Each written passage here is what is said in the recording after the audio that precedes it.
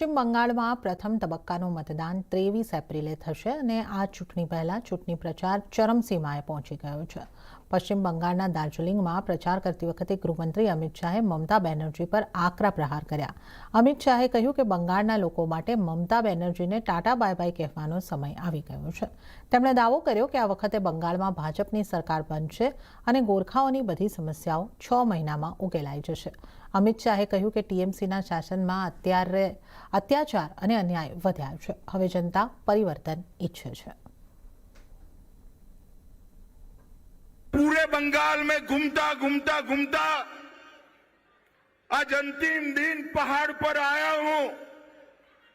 मैं आपको बताना चाहता हूं, इस बार बंगाल में भारतीय जनता पार्टी की सरकार बनने जा रही है। हम पर जुर्म ढाने वाली दीदी को, ममता दीदी को टाटा बाय बाय कहने का टाइम हो गया है।